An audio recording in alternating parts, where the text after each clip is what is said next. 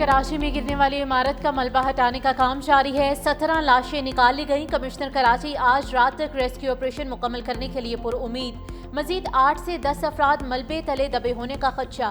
لواحقین اپنے پیاروں کی زندگی کے لیے دعا گو۔ وزیر مملکت کھیلداس کوہستانی اور نون لیگی رہنما نہال ہاشمی کا متاثرہ عمارت کا دورہ۔ کہا حادثے کے بعد پہلی ذمہ داری سندھ حکومت پر عائد ہوتی ہے۔ لواحقین اور مقامی افراد امدادی کارروائیوں سے مطمئن ہیں۔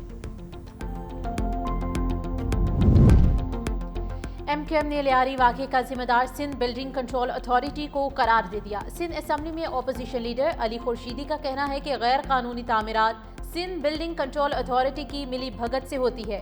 ایس بی سی اے والے نوٹس دینے کے علاوہ کچھ نہیں کرتے۔ شہر کو مافیا چلا رہا ہے۔ 4 لوگوں کو معطل کرنے سے کچھ نہیں ہوگا۔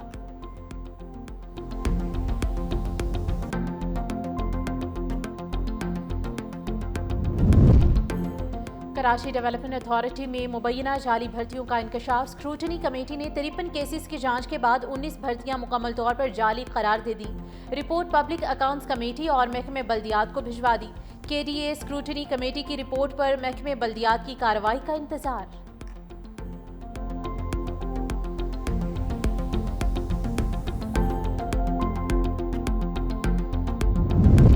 پانچ جولائی پاکستان کی تاریخ کا سیاہ ترین دن ہے۔ چیئرمین پیپلز پارٹی بلاول بھٹو زرداری نے اپنے پیغام میں کہا کہ آج سے 48 سال پہلے ایک آمر نے عوام کی مرضی کو روند کر جمہوری سفر کو پٹری سے اتار دیا۔ آمریت نے مذہبی انتہا پسندی، فرقہ واریت اور جمہوری اداروں کی تباہی کی بنیاد رکھی، لیکن شہید بھٹو کا وژن آج بھی زندہ ہے۔ ہم آئین کی بالادستی اور عوامی خود مختاری کے لیے جدوجہد جاری رکھیں گے۔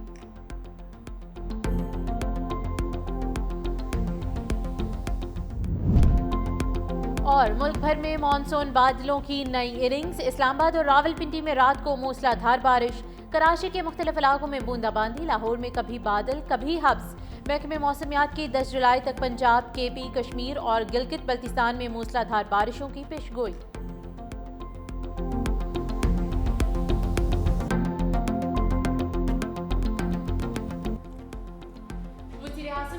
شریف آذربائیجان کا 2 روزہ دورہ مکمل کر کے لاہور پہنچ گئے۔ پاکستان اور آذربائیجان کے درمیان سرمایہ کاری میں بڑی پیش رفت۔ آذربائیجان کی پاکستان میں $2 ارب سرمایہ کاری کے معاہدے پر دستخط۔ وزیر اعظم اور آذربائیجان کے صدر الہام علیوف میں ملاقات۔ میڈیا سے گفتگو میں وزیر اعظم شہباز شریف نے کہا کہ مستقبل میں سرمایہ کاری کو کئی گنا بڑھایا جائے گا۔ پاکستان میں سرمایہ کاری پر صدر الہام علیوف کے مشکور ہیں۔ وزیر اعظم کی ترکیہ کے صدر رجب طیب ایردوان سے بیٹھک۔ 2 طرفہ تعلقات اور علاقائی صورتحال پر تبادلہ خیال۔ وزیر اعظم اور ایرانی صدر مسعود پزشکیان کی بھی ملاقات۔ پاک ایران تعلقات کو مضبوط بنانے کے لیے پیش رفت پر اطمینان کا اظہار۔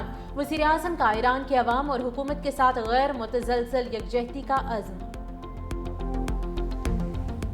We are now witnessing a new and alarming trend with India's weaponization of water. India's illegal attempt to defy the World Bank negotiated Indus Water Treaty are completely unacceptable. The unprovoked and reckless Indian hostility directed towards Pakistan was yet another attempt to destabilize regional peace. Pakistan strongly condemns the unlawful, unjustified and uncalled for Israeli attack on Iran. وزیر اعظم کی سنتاس معاہدے پر بھارت کو پھر warning.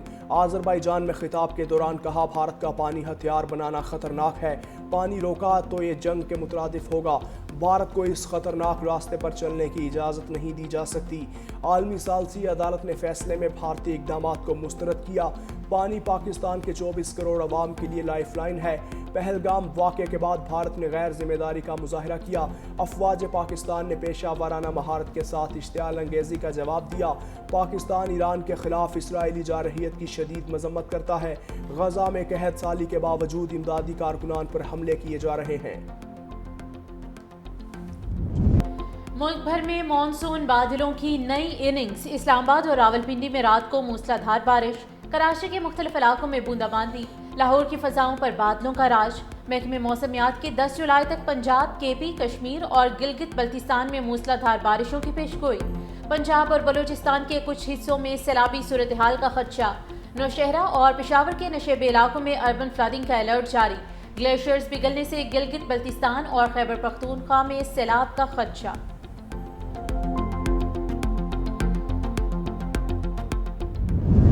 Sindh حکومت نے مزدور کی کم از کم اجرت بڑھا کر 40,000 روپے کر دی۔ نیم ہنرمند کی کم از کم ماہانہ اجرت 41,280 روپے مقرر۔ ہنرمند مزدور کی کم از کم اجرت 48,910 روپے ہوگی۔ اعلیٰ ہنرمند مزدور کو ماہانہ کم از کم 50,868 روپے ملیں گے۔ خواتین کو مردوں کے برابر اجرت دی جائے گی۔ کم از کم اجرت کا اطلاق 1 جولائی سے کر دیا گیا۔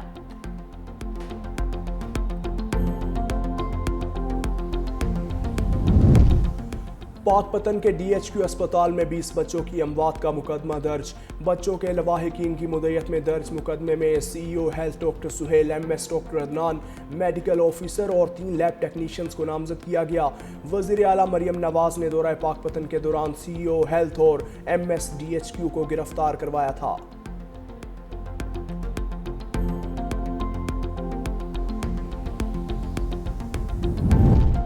لاہور میں خاتون ٹک ٹاکر نے اپنے دوست کو لوٹ لیا۔ کوٹ لکھپت میں زیب ظفر عرف الشبہ نامی ٹک ٹاکر 22 لاکھ روپے لوٹ کر فرار۔ پولیس نے مقدمہ درج کر لیا۔ متاثرہ شہری محمد رشید کا کہنا ہے کہ زیب ظفر کے پاس رہائش نہ ہونے کی وجہ سے اسے اپنے گھر میں رکھا تھا۔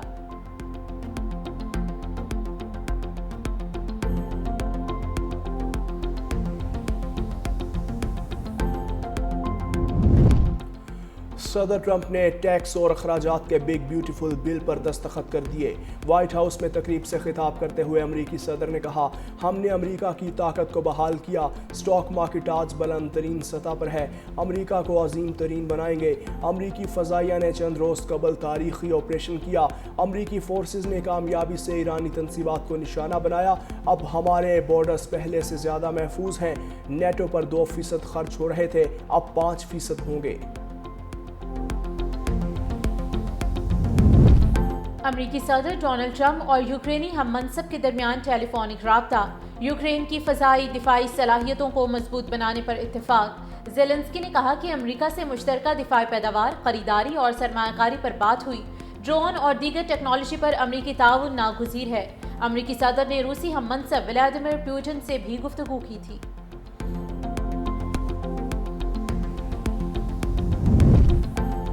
امریکہ اور کولمبیا کے تعلقات میں کشیدگی، دونوں نے اپنے اپنے سفیر واپس بلا لیے۔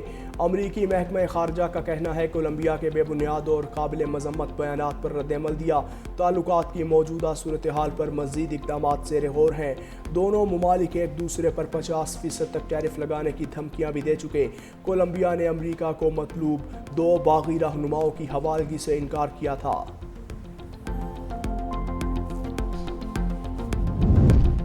امریکی ریاست ٹیکساس میں تیز بارش اور طوفان سے تباہی، 13 افراد ہلاک ہو گئے۔ تیز بارش کے بعد سیلابی صورتحال پیدا ہو گئی۔ 20 بچوں سمیت متعدد افراد لاپتہ۔ متاثرہ علاقوں سے شہریوں کے انخلاء کے لیے ریسکیو آپریشن جاری۔ انتظامیہ نے مزید سیلاب کی وارننگ جاری کر دی۔